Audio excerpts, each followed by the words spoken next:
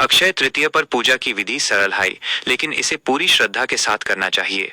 इस दिन मुख्य रूप से भगवान विष्णु और माता लक्ष्मी की पूजा की जाती है। 1. सुबह की शुरुआत, स्नान और संकल्प। जल्दी उठें। इस दिन सूर्योदय से पहले उठना शुभ माना जाता है। स्नान। पवित्र नदी में स्नान करना श्रेष्ठ है, लेकिन घर पर ही नहाने के पानी में थोड़ा सा गंगाजल मिलाकर स्नान करें।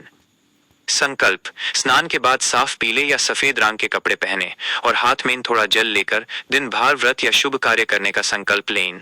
2. पूजा विधि, स्टेप बाय स्टेप। पूजा शुरू करने के लिए एक चौकी पर पीला कपड़ा बिछाएं और विष्णु जी और लक्ष्मी जी की मूर्ति या तस्वीर स्थापित करें। गंगा जल छिड़कें। पूरी जगह और स्वयं पर गंगा जल छिड़कें। दीपक और धूप, घी का एक दिया जलाएं और धूप अगरबत्ती करें। विष्णु पूजा। भगवान विष्णु को पीले फूल, तुलसी दाल पत्ते और पीला चंदन अर्पित करें। लक्ष्मी पूजा। माता लक्ष्मी को कमल का फूल या गुलाब और कुमकुम चढ़ाएं। प्रसाद। इस दिन सत्तू, भीगे हुए चने की दाल, खीर या ककड़ी का भोग लगाना बहुत शुभ माना जाता है। आरती। अंत में ओम जय जगदीश लक्ष्मी जी की आरती करें। 3. आदमियों को इस दिन क्या क्या करना चाहिए? कर्म और दान। एक पुरुष होने के नाते घर की समृद्धि के लिए आपको ये कार्य जरूर करने चाहिए। पितृतर्पण। इस दिन अपने पूर्वजों एंसेस्टर्स के नाम पर जल अर्पित करें और उनका आशीर्वाद लें। खरीदारी। अगर संभव हो तो घर के लिए कोई नया बर्तन, सोना, चांदी या कोई शुभ चीज खरीदें। कुछ नहीं तो थोड़ा सा सबूत धनिया या नमक जरूर खरीदें। दान सबसे महत्वपूर्ण। इस दिन किया गया दान कभी खत्म नहीं होता। गर्मी का समय होता है, इसलिए पानी का घड़ा, मटका भरकर दान करें। छता, जूते, चप्पल, पंखा या सत्तू का दान करें। नई शुरुआत। अगर आप कोई नया बिजनेस, नया काम या निवेश, इन्वेस्टमेंट शुरू करना चाहते हैं तो आज का दिन सबसे बेहतरीन है। 4. विशेष मंत्र। पूजा के समय इस मंत्र का जप करने से विशेष फल मिलता है।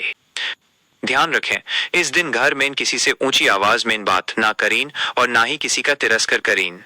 शांति और संयम से भगवान की भक्ति में दिन बिताएं।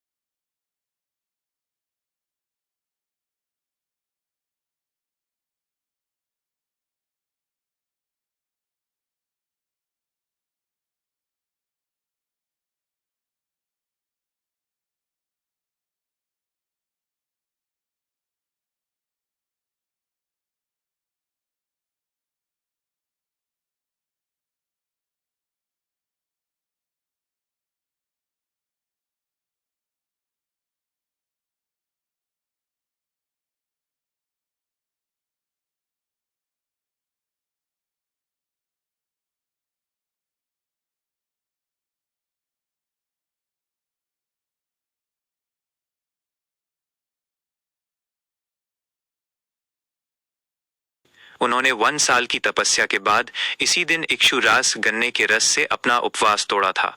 इसलिए जैन समाज में इस दिन काफी त्याग और तपस्या की जाती है। संक्षेप में, अक्षय तृतीया नई शुरुआत, आध्यात्मिक उन्नति और जीवन में सुख समृद्धि लाने का एक पवित्र अवसर है।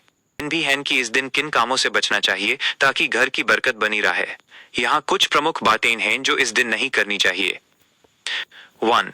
क्रोध और विवाद से बचें। इस दिन को माता लक्ष्मी का दिन माना जाता है। ऐसी मान्यता है कि जिस घर में कलेश, लड़ाई झगड़ा या क्रोध किया जाता है, इसलिए मन को शांत रखें और किसी का अपमान ना करें। 2. घर में अंधेरा ना रखें। अक्षय तृतीया की शाम को घर के किसी भी कोने में अंधेरा नहीं रहना चाहिए। खास तौर पर मंदिर और मुख्य द्वार मेन गेट पर दीपक जरूर जलाएं, क्योंकि अंधेरा दरिद्रता का प्रतीक माना जाता है। 3. अशुभ या गलत कार्य।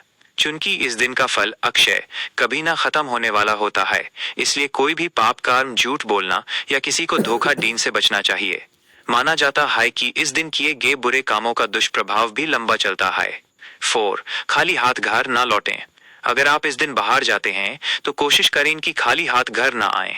जरूरी नहीं कि सोना ही खरीदें, आप अपनी सामर्थ्य के अनुसार नमक, धनिया या मिट्टी का घड़ा भी खरीद कर ला सकते हैं। इसे शुभ माना जाता है। 5. तामसिक भोजन का त्याग। इस दिन को पवित्र माना गया है, इसलिए मांसाहार, नॉन वेज, प्याज, लहसुन और नशीली वस्तुओं के सेवन से परहेज करना चाहिए। सात्विक भोजन ही ग्रहण करें। अपनी श्रद्धा के अनुसार अन्न या जल का दान जरूर करें।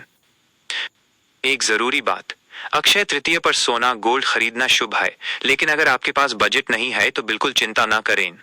शास्त्र कहते हैं कि इस दिन शुद्ध मन से की गई प्रार्थना और ईमानदारी ही सबसे बड़ी समृद्धि है। लेखक की कलम से एक विनम्र अपील। जिस प्रकार एक कवि के लिए श्रोताओं की तालियों की गड़गड़ाहट केवल शोर नहीं, बल्कि उसके जीवन की ऊर्जा और संजीवनी होती है, ठीक वही स्थान मेरे लिए आपके लाइक और जुड़ाव का है। आपका एक छोटा सा प्रोत्साहन मेरे मन को अपार शक्ति और नई प्रेरणा देता है। मेरे प्रिय साथियों, यदि मेरी लेखनी और मेरे ये विचार आपके हृदय के किसी कोने को स्पर्श कर पाए हों, तो आपसे मेरा विनम्र निवेदन है, संवाद करें। अपने बहुमूल्य विचार कमेंट बॉक्स में अवश्य लिखें। आपके शब्द मेरा मार्गदर्शन करेंगे। जुड़े रहें, मुझे सब्सक्राइब करें, ताकि जब भी मैं अपनी कोई नई आत्मकथा या हृदय के उद्गार लिखूं, तो वो सबसे पहले आप तक पहुंचे। साझा करें, यदि आपको लगे कि यह संदेश मानवता के हित में है और किसी के जीवन में सकारात्मक बदलाव ला सकता है, तो इसे जन जन तक शेयर करें। मेरी अंतरात्मा से निकला ये प्रेम संदेश हर मानव के लिए है। आपका साथ ही मेरी लेखनी की सार्थकता है। शब्दों का सफर यहाँ विराम लेता है, पर प्रेम का सिलसिला अनंत है। फिर मिलूंगा अपनी अगली रचना के साथ। तब तक के लिए आप सभी के भीतर बैठे उस परमात्मा को मेरा दंडवत प्रणाम।